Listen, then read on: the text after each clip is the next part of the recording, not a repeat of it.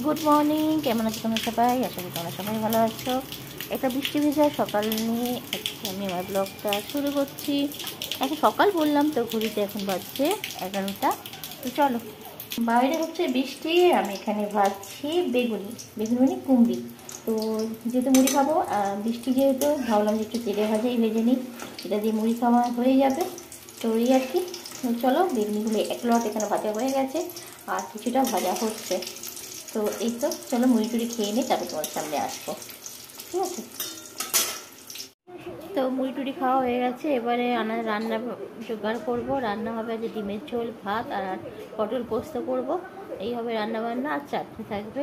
আর আমি তো যাবো বাড়ি, যেহেতু বেরোবো কটায় জানি না। আকাশের অবস্থা তো খুবই খারাপ, কী করে যাবো আমি জানি না।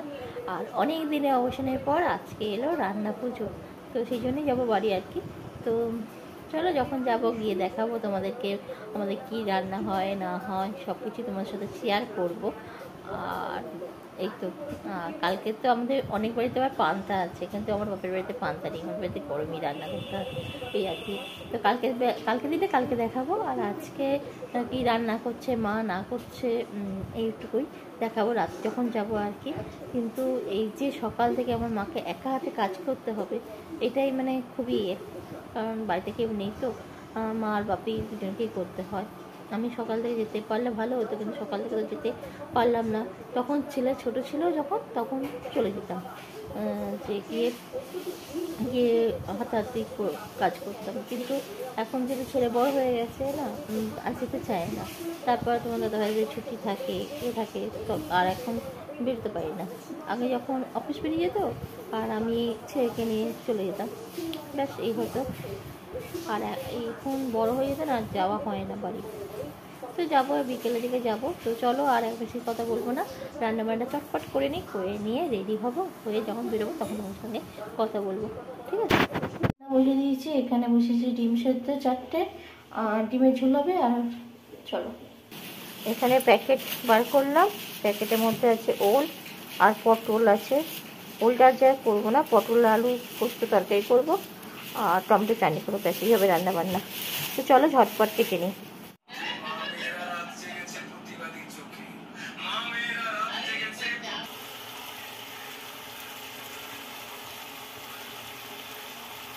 তা খেয়ে দিয়ে চান টান করে এলাম, এবার রেডি হব, বেরোবো। তো চলো রেডিটা হই, তারপরে তোমার সঙ্গে ক্যামেরার সামনে আবার আসবো।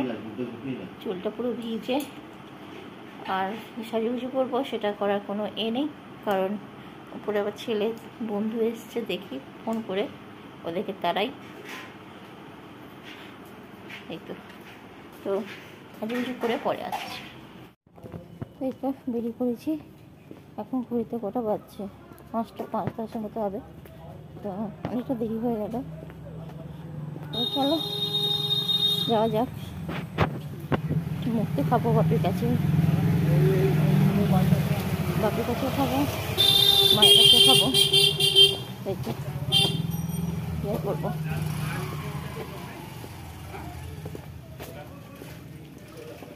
চলো টোটো উঠে কথা পাচ্ছি। তো টোটোতে উঠে পড়েছি, এখন যাচ্ছি। এখন আছি আমি আন্দুর বাজারের ওখানটা। তো এখন বাস স্ট্যান্ড আসেনি, বাস স্ট্যান্ড একটু দেরি আছে। তো ওই সামনে দেখা টোটো যাচ্ছে, তাদের রান্না পুজো সমস্ত সবজি যাচ্ছে, যেহেতু হয়তো ওই ধারে মাছ বিক্রি হচ্ছে এখন। আর বিকেলবেলা তো সব সবজি পাতি সব নিয়ে যাচ্ছে রাস্তায়।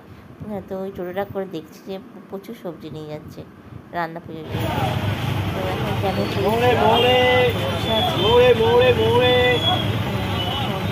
সিগনাল দেয়নি, কেন আছে আর টোটোটা এমনভাবে চালাচ্ছে, যখনই চাচ্ছি না ক্যামেরাটা ছিটকে পড়ে যাবে, ফোনটা মনে হচ্ছে ছিটকে রাখতে হবে।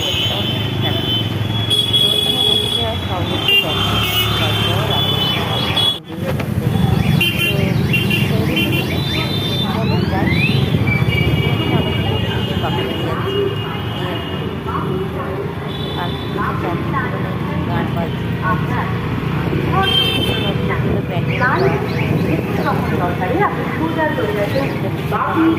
সেন্টারে মৌরি তালুক উঠান চেষ্টা করায় ফোন নাম্বার 9 তো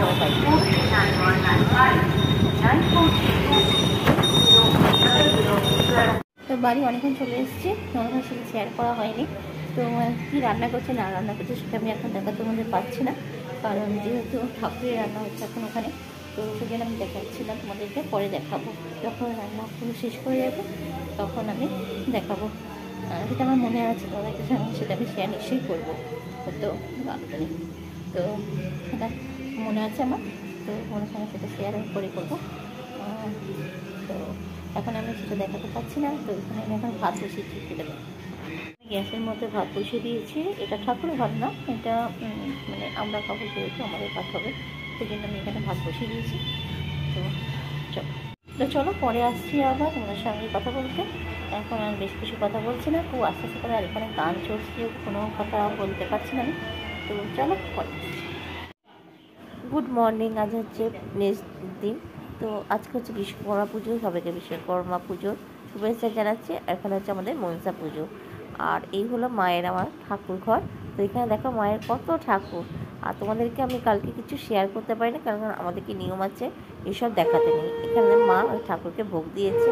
এই হলো ছোট ব্লগটা। আমি আজ সারাদিন করতে পারিনি, কারণ বুঝতেই পারছো বাড়িতে এসে যখন গল্প মাসি আছে, আমার গল্প করতে করতে সময় চলে যাচ্ছে। আর বেশি দূর করতে পারলাম না ব্লগটা আজকে। জানি না কেমন হয়েছে না হয়েছে। ব্লগটা আমি এখানে শেষ করছি। ভালো থাকবে, সুস্থ থাকবে, ঈশ্বরের খেয়াল রাখবে, আর চ্যানেলটা সাবস্ক্রাইব করবে। টাটা, ভালো থাকবে।